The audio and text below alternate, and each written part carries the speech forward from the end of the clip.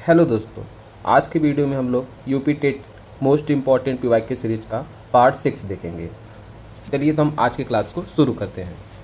और आज का क्लास के जितने भी क्वेश्चंस रहेंगे वे आपके भाषा विकास और अभिव्यक्ति क्षमता के विकास वाले टॉपिक से रिलेटेड रहेंगे। तो चलिए हम आज के सबसे पहले क्वेश्चन को देखते हैं। सबसे पहला क्वेश्चन है कि अधिकांश बच्चे 5-6 सुसंगत वाक्य कब बोल सकते हैं?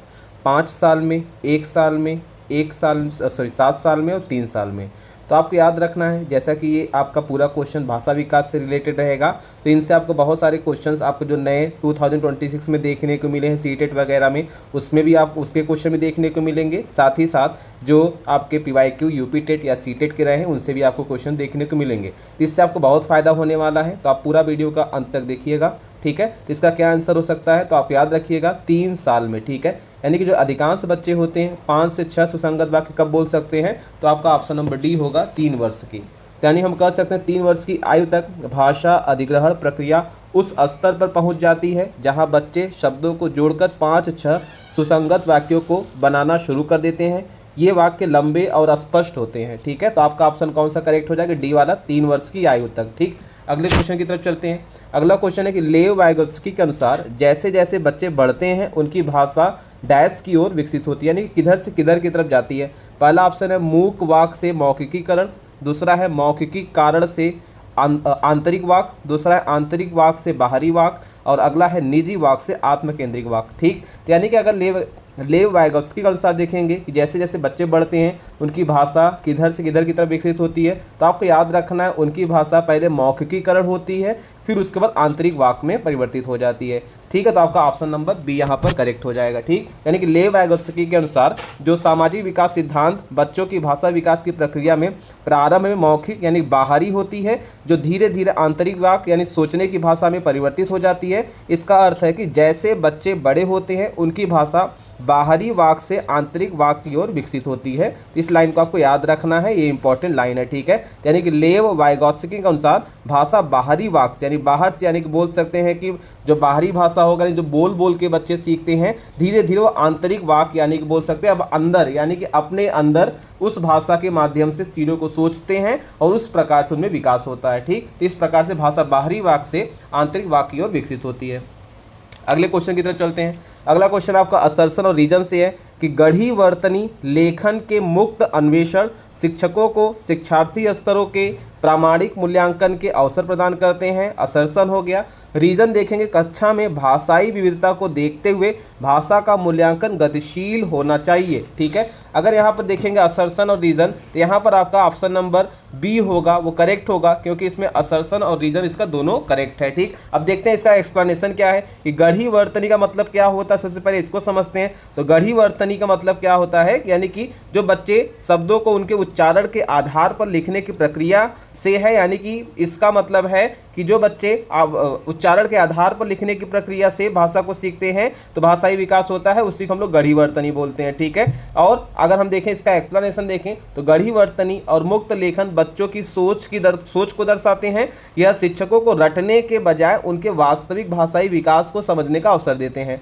तो बहुभाषी कक्षा में मूल्यांकन लचीला और गतिशील होना चाहिए, जो केवल त्रुटियों को न गिने बल्कि बच्चे की अभिव्यक्ति और संदर्भ को महत्व दे। तो इससे सीखने की प्रक्रिया स्वाभाविक और समावेशी बनती है। ठीक है, तो यहाँ पर आपका ऑप्शन नंबर बी करेक्ट हो जाएगा, इसको आपको ध्यान देना है। अगले क्वेश्चन देखते हैं कि लेव वाइगोत्स्की के अनुसार आंतरिक वाक जन्म से लेकर 3 वर्ष तक की उम्र तक की होती है। तर्क करने और विचारों को व्यवस्थित करने में मदद करती है, बच्चों के संज्ञानात्मक विकास में बाधा डालती है और बच्चों में संज्ञानात्मक अपरिपक्वता का एक लक्षण है। ठीक, यानी कि आंतरिक वाक का क्या रोल है वाइगोत्स्की के अनुसार? तो याद रखिएगा जो आंतरिक वाक होता है ये तर्क करने और विचारों को व्यवस्थित करने में मदद करती है, तो आपका बी वाला करेक्ट हो जाएगा। यानी कि जो बच्चे धीरे धीरे जब किशोरावस्था की तरफ बढ़ते हैं तो जो बच्चे पहले बोल बोल के कोई चीज़ को करते थे, अब वो उसको अपने मन में ही अपने आंतरिक वाक के रूप में ही उसको करते हैं और अपने विचारों को व्यवस्थित करने में मदद करते हैं। ठीक, तो यहाँ पर आपका एक्सप्लेनेशन क्या हो जाए? बी वाला, यानी लेव वाइगोत्स्की के अनुसार आंतरिक वाक तर्क करने और विचारों को व्यवस्थित करने में मदद करती है। उनके सामाजिक सांस्कृतिक सिद्धांत के अनुसार यह बच्चों द्वारा अपनी सोच, व्यवहार और संज्ञानात्मक प्रक्रियाओं को नियंत्रित करने एवं आत्मनियमन करने का एक महत्वपूर्ण उपकरण है। ठीक है, तो आपको इतनी बातें याद रखना है। अगले क्वेश्चन चलते हैं। अगला क्वेश्चन है कि बालक की भाषाई अभिव्यक्ति का प्रारंभिक रूप है, यानी कि बालक का भाषाई अभिव्यक्ति का कब शुरुआत होता है? क्रंदन, कूइंग, ध्वनि के प्रति अनुक्रिया और स्तर एवं व्यंजन ध्वनियां उत्पन्न करना। ठीक है, यानी कि बच्चा सबसे पहला किस तरीके के भाषा के माध्यम से अभिव्यक्ति करता है? तो आपको याद होगा क्रंदन, यानी कि बच्चा पहले रो कर ही तो किसी चीज को अभिव्यक्त करता है। तो इस वजह से आपका पहला ऑप्शन क्या हो जाएगा? क्रंदन, यानी कि जन्म के तुरंत बाद बच्चा रोने या क्रंदन के माध्यम से अपनी भावनाओं या जरूरतों को व्यक्त करता है, जो भाषाई अभिव्यक्ति का पहला चरण होता है। इसके बारे में थोड़ा और देखते हैं कि जन्म के तुरंत बाद नवजात शिशु के लिए अपनी भावनाओं जैसे भूख, दर्द, परेशानी को व्यक्त करने का सबसे पहला और प्रारंभिक रूप क्रंदन यानी क्राइंग होता है। और कूइंग क्या होता है? तो कूइंग लगभग 6 से 8 सप्ताह यानी कि 1 से 2 महीने की उम्र से शुरू होती है, जो क्रंदन के बाद की अवस्था है। ठीक, इसके बाद बैबलिंग होता है, इसको बबलाना बोलते हैं। ये 4 से 6 महीने की उम्र में शुरू होता है, जिसमें स्वर व्यंजन मिश्रित होते हैं। अतः भाषाई अभिव्यक्ति का सबसे प्रारंभिक रूप क्या होगा? क्रंदन या क्राइंग होगा। फिर इसके बाद क्या होगा? कूइंग होगा, फिर बैबलिंग होगा। ठीक, इस क्रम को भी याद रखना है, क्राइंग, कूइंग और बैबलिंग। ठीक, आगे चलते हैं। प्राथमिक कक्षाओं में भाषा का विकास किस प्रकार संसाधित होता है? जब शिक्षक अमूर्त अवधारणाओं को संदर्भित करने के लिए ठोस उदाहरणों का उपयोग करते हैं, जब शिक्षक औपचारिक भाषा के प्रयोग पर जोर देते हैं और उसे लागू करते हैं, जब शिक्षक बच्चों की मातृभाषा की अवहेलना और उपेक्षा करते हैं, जब शिक्षक मूर्त वस्तुओं के बजाय संकेतों और प्रतीकों से शुरू करते हैं। तो यहाँ पर चारों ऑप्शन को अगर देखेंगे, इलिमिनेट भी कर सकते हैं, तो हमारा ये वाला तो एकदम नहीं होगा, क्योंकि यहाँ पर नेगेटिव बोला गया, उपेक्षा तो होगा ही नहीं, मातृभाषा के माध्यम से बच्चों को सिखाना है। ठीक, अगला हमारा जब शिक्षक औपचारिक भाषा के प्रयोग पर जोर देता है, उसे लागू करता है, यहाँ पर भी एक प्रकार से दृढ़ता दिखाई देती है, तो ये वाला भी हमारा नेग्लेक्ट हो जाएगा। ठीक, जब शिक्षक मूर्त वस्तुओं के बजाय संकेतों प्रतीकों से शुरू करता है, तो ये भी गलत होगा। अगर मूर्त वस्तुएं होंगी, यानी कि जो वस्तुएं बालक को आसानी से दिखाई सकती हैं, जिन वस्तुओं के माध्यम से बालक उसको सीख सकता है, तो हमको उसको दिखाना चाहिए, न कि उसके संकेतों प्रतीकों को। ये वाला भी नहीं होगा, तो हमारा बचता है ऑप्शन नंबर ए। जब शिक्षक अमूर्त अवधारणाओं को संदर्भित करने के लिए ठोस उदाहरणों का उपयोग करते हैं, तो आपका ऑप्शन नंबर ए यहाँ पर करेक्ट हो जाएगा। यानी प्राथमिक कक्षाओं में भाषा का विकास तब संसाधित होता है जब शिक्षक मूर्त अवधारणाओं को संदर्भित करने के लिए ठोस उदाहरणों का उपयोग करते हैं। अमूर्त अवधारणाओं को इनका भौतिक रूप न होने के कारण परिभाषित किया जाता है, और इसलिए शिक्षार्थियों के लिए इसे संसाधित करना और समझना मुश्किल हो सकता है। ऐसे ठोस उदाहरणों को वास्तविक दुनिया या एक अमूर्त या घोषणात्मक अवधारणा के उदाहरण के रूप में परिभाषित किया गया है। ठीक है, तो आपको इतनी बातें याद रखना है, जो कॉन्सेप्ट आपका अमूर्त रूप से होती है, उसको एक्सप्लेन करने के लिए कोई ठोस उदाहरण के माध्यम से उसको एक्सप्लेन करेंगे, तब बच्चों को आसानी से समझ में आएगा। अगले क्वेश्चन में चलते हैं। जबकि असर्सन और रीजन से क्वेश्चन आपका है कि जबकि कुछ बच्चे 12 महीने की उम्र में बड़बड़ाना और 2 शब्दों का वाक्य बोलना शुरू कर देते हैं, और अन्य 20 महीने की उम्र तक ऐसा नहीं करते हैं। तो यहाँ पर रीजन बोलता है कि विकासात्मक प्रतिमान केवल सांकेतिक है और व्यक्तिगत बच्चों का विकास काफ़ी भिन्न हो सकता है। ठीक है, तो यहाँ पर अगर आप ऑप्शन देखेंगे असर्सन और रीजन में, तो असर्सन तो आपका करेक्ट है, रीजन क्या होगा आपका इनकरेक्ट हो जाएगा। सॉरी, रीजन भी आपका करेक्ट हो जाएगा। इस बात को ध्यान देंगे कि यहाँ पर अगर दोनों बात को जोड़ेंगे तो दोनों यहाँ पर करेक्ट होगा आपका। ठीक है, यानी कि जबकि कुछ बच्चे 12 महीने की उम्र में बड़बड़ाना और 2 शब्दों का वाक्य बोलना शुरू कर देते हैं, और अन्य 20 महीने की उम्र में ऐसा नहीं कर पाते, यानी कि यहाँ पर हमको बोल सकते हैं इंडिविजुअल डिफरेंसेस दिखाई देता है, यानी कि व्यक्तिगत बच्चों का विकास काफ़ी भिन्न होता है, इंडिविजुअल डिफरेंसेस यहाँ पर देखने को मिलता है। ठीक है, क्योंकि सभी बालक का विकास एक तरीके से नहीं हो सकता है, उसमें इंडिविजुअल डिफरेंसेस देखने को मिलता है, और इसी वजह से आपका ऑप्शन नंबर ए सही होगा और आर भी सही होगा, और दोनों का एक्सप्लेनेशन भी यहाँ पर करेक्ट होगा। तो आपका ए और आर दोनों सही है, और ए की आर सही व्याख्या करता है, तो आपका ऑप्शन नंबर बी यहां पर करेक्ट हो जाएगा। ठीक है, आगे देखते हैं। जैसे कि यहाँ पर लिखा है, इसका एक्सप्लेनेशन भी अगर देखते हैं, तो प्रत्येक प्रतिमान जो विकसित होता है वह पूर्व प्रतिमान पर निर्भर होता है तथा आयु पर निर्भर नहीं करता है। आयु को केवल औसत माना जाता है। विकासात्मक प्रतिमान केवल सांकेतिक है, और व्यक्तिगत बच्चों का विकास काफ़ी भिन्न हो सकता है। बच्चे दिन प्रतिदिन अलग अलग गति से विकसित होते हैं और विभिन्न बिंदुओं पर विकास के प्रतिमान तक पहुंचते हैं। उदाहरण के लिए कुछ बच्चे 12 महीने की उम्र में बड़बड़ाना और 2 शब्दों का वाक्य बोलना शुरू कर देते हैं, जबकि अन्य 20 महीने की उम्र तक ऐसा नहीं करते हैं। अतः यहाँ पर ए और आर दोनों सही होगा, और ए का आर सही व्याख्या करता है। ठीक है, अगले क्वेश्चन चलते हैं। अगला क्वेश्चन है कि भाषा रूपांतरण सिद्धांत दिया था बर्नस्टीन ने, चॉम्स्की ने, फिल्मर ने और स्किनर ने। तो आपको याद रखना है भाषा विकास के रूप में सबसे मुख्य मनोवैज्ञानिक जिसका नाम है चॉम्स्की, तो चॉम्स्की यहाँ पर करेक्ट हो जाएगा। इसका अगर हम एक्सप्लेनेशन देखें तो भाषा रूपांतरण सिद्धांत यानी बोलते हैं ट्रांसफॉर्मेशनल जनरेटिव ग्रामर चॉम्स्की ने दिया था, यानी कि नॉम चॉम्स्की इसका पूरा नाम है। चॉम्स्की को भाषा विकास का जनक कहा जाता है, इस बात को आपको याद रखना है, तो चॉम्स्की हो जाएगा, ठीक है। यानी कि नोआम चॉम्स्की ने 1950 के दशक के अंत में विशेष रूप से 1957 की पुस्तक सिंटैक्टिक स्ट्रक्चर्स रूपांतरण उत्पादक व्याकरण का सिद्धांत पेश किया था, ये आपको याद रखना है। और साथ ही साथ चॉम्स्की का मानना था कि बच्चों में भाषा सीखने की जन्मजात क्षमता होती है जिसे उन्होंने लैंग्वेज एग्जीबिशन डिवाइस बोला था, ठीक है, लैंग्वेज एग्जीबिशन डिवाइस यानी LAD यानी लैड कहा। यह सिद्धांत व्यवहारवादी स्किनर दृष्टिकोण के विपरीत था जो भाषा को केवल अनुकरण से सीखते मानते थे, ठीक है। यानी कि स्किनर बोलते थे कि जो भाषा होते हैं बालक अनुकरण करके सीखते थे, लेकिन चॉम्स्की ने बोला कि जो बालक पैदा होता है तो उसके बोल सकते हैं उसके जन्म से ही उसके अंदर कुछ ऐसी डिवाइसेस पाई जाती है जिसके माध्यम से वो कुछ भाषा को जन्मजात के रूप में सीखता है, ठीक है, यानी वो कुछ भाषा उसके अंदर जन्मजात पाई जाती है, ठीक है। तो आपका यहाँ पे LAD वाला कॉन्सेप्ट नहीं, लैड वाला कॉन्सेप्ट भी चॉम्स्की से रिलेटेड रहेगा, इस बात को आपको याद रखना है, ठीक। और एक बात ये भी याद रखना कि भाषा विकास का जनक किसे कहा जाता है, चॉम्स्की को कहा जाता है, ठीक है। तो यहाँ पर जो अन्य ऑप्शन में जो आपको बर्नस्टीन दिया गया था, इनको आप याद रखिएगा, सामाजिक भाषाई कोड सिद्धांत के लिए जाने जाते हैं ये, और स्किनर जो होते हैं व्यवहारवादी भाषा सीखने का सिद्धांत दिया था। तो आपको इनके भी नाम आपको याद रखना है और इन्होंने कौन सा सिद्धांत दिया था, आपको ये बात भी आपको याद रखनी है, ठीक। चलिए अगले क्वेश्चन में चलते हैं।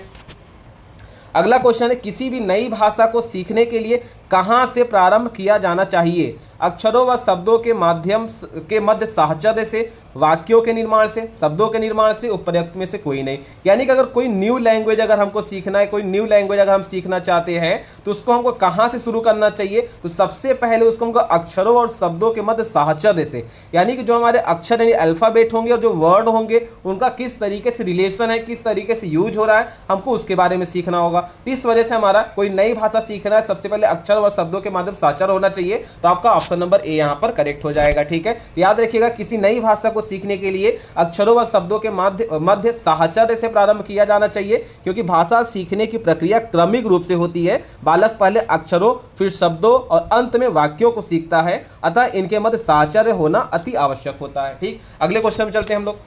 अगला क्वेश्चन है कि इनमें से कौन मनोवैज्ञानिक भाषा विकास से संबंध है? जैसा कि अभी मैंने आपको बताया कि भाषा विकास या फिर बोले भाषा विकास सिद्धांत का सबसे महत्वपूर्ण मनोवैज्ञानिक का नाम आपका होगा नोम चॉम्स्की। तो यहाँ पर आपका कौन सा करेक्ट आंसर हो जाएगा? Noam Chomsky. इसका अगर हम एक्सप्लेनेशन फिर से आपको बताएं तो नोम चॉम्स्की जो है भाषा विकास के क्षेत्र से संबंधित प्रमुख अमेरिकी भाषाविद और मनोवैज्ञानिक हैं। इन्होंने लैड यानी कि भाषा अधिग्रहण यंत्र यानी कि लैंग्वेज एक्विजिशन डिवाइस, ठीक है, का कॉन्सेप्ट दिया था। कि चॉम्स्की ने बताया कि लैंग्वेज एक्विजिशन डिवाइस जो होता है इसके अनुसार बच्चों में इनके अनुसार बच्चों में जन्मजात भाषा सीखने की क्षमता होती है। यानी कि जन्मजात क्षमता क्या होता है? तो चॉम्स्की का मानना है कि मनुष्य भाषा सीखने की जन्मजात क्षमता के साथ पैदा होता है, न कि केवल अनुकरण या सुदृढ़ीकरण से सीखता है, ठीक है। ये क्वेश्चन आपका इंपॉर्टेंट, इसको आपको याद रखना है। अगर आगे के ऑप्शन के बारे में बताएं तो जो पावलाव हैं इन्होंने आपको क्लासिकल कंडीशनिंग थ्योरी यानी कि शास्त्रीय अनुबंधन सिद्धांत दिया था। इनसे रिलेटेड भी क्वेश्चन जब हम लोग आगे के कॉन्सेप्ट में देखेंगे, चैप्टर में देखेंगे, टॉपिक में देखेंगे, तो इनके कॉन्सेप्ट को भी वहां पर आपको एक्सप्लेन किया जाएगा। लेकिन अभी के लिए आपको याद रखना है कि पावलाव किस सिद्धांत से रिलेटेड है या जो अन्य मनोवैज्ञानिक है उनके सिद्धांत का नाम एटलीस्ट आपको याद रखना है, जो कि आगे आपके काम आएगा और इससे क्वेश्चन भी फ्रेम होता है, ठीक है। और बिना किससे रिलेटेड है? मैंने आपको इससे पहले वाले वीडियो में आपको बताया था, बुद्धि परीक्षण यानी इंटेलिजेंट टेस्ट से रिलेटेड हो जाएंगे। और मैस्लो को याद रखना, मैस्लो जो होते हैं इन्होंने हायरार्की ऑफ नीड्स दिया था, यानी आवश्यकता का पदानुक्रम सिद्धांत दिया था। ये इंपॉर्टेंट है, आगे जब हम लोग और क्वेश्चन देखेंगे टॉपिक वाइज, जब इनके कॉन्सेप्ट आएंगे तो वहां पर इनको अच्छे से एक्सप्लेन किया जाएगा, ठीक है। फिलहाल अभी के लिए आपको नाम याद रखना है उन मनोवैज्ञानिकों का और उनसे रिलेटेड कौन सा सिद्धांत है उसको। अगले क्वेश्चन चलते हैं हम लोग।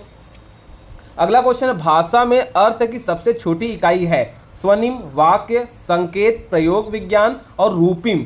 ठीक है। तो आपको याद रखना है भाषा के अर्थ में सबसे छोटी इकाई कौन सी होती है, रूपिम होती है। ठीक है, अगर इसका हम एक्सप्लेनेशन देखें तो याद रखिएगा भाषा में अर्थ की सबसे छोटी इकाई रूपिम या इसको मॉर्फीम के नाम से जानते हैं। मॉर्फीम, अगर हम इसको बताएं मॉर्फीम क्या होता है, यह भाषा की वह लघुत्तम या सबसे छोटी सार्थक इकाई है जिसे और छोटे सार्थक टुकड़ों में नहीं तोड़ा जा सकता। जैसे जो हम लोग हर एक वर्ड बोलते हैं ना, तो हर एक वर्ड क्या होता है, एक प्रकार सबसे छोटी भाषा की इकाई होती है। जैसे पढ़ाई शब्द में पढ़ हो गया मूल अर्थ, ठीक है, और आई हो गया प्रत्यय। तो दो रूपिम हो सकते हैं जिनको और हम छोटे कर सकते हैं, इनको और छोटे भागों में नहीं तोड़ सकते। अगर और छोटे भाग में तोड़ेंगे इनका कोई अर्थ निकल कर नहीं आएगा। ठीक है, अगर हम इनको और छोटे भागों में तोड़ते हैं तो वो कौन से बन जाएंगे, वो फोनिम बन जाएंगे। यानी कि यह ध्वनि की सबसे छोटी इकाई होती है। जैसे प, ट, क, च, ये सब जो वर्ड्स होते हैं ये सब आपको फोनिम में होते हैं, लेकिन इसका अपना कोई निश्चित अर्थ नहीं होता है। तो आपको याद रखना, यदि प्रश्न ध्वनि की सबसे छोटी इकाई पूछता तो स्वनिम होगा सही उत्तर, लेकिन अगर अर्थ की सबसे छोटी इकाई पूछता तो आपको रूपिम होगा। ठीक है, तो अर्थ के आधार पर सबसे छोटी इकाई क्या होगा, रूपिम होगा, जिसको मॉर्फीम बोलते हैं, और ध्वनि के आधार से सबसे छोटी इकाई कौन होगा, फोनिम होगा। तो ये दोनों कॉन्सेप्ट को आपको याद रखना है, ये कंफ्यूजिंग कॉन्सेप्ट होता है तो इससे क्वेश्चन आ सकते हैं। ठीक, एक बार फिर से बताता हूँ, अर्थ के हिसाब से सबसे छोटी इकाई मॉर्फीम और ध्वनि के हिसाब से छोटी इकाई फोनिम होता है। ठीक है, आगे चलते हैं।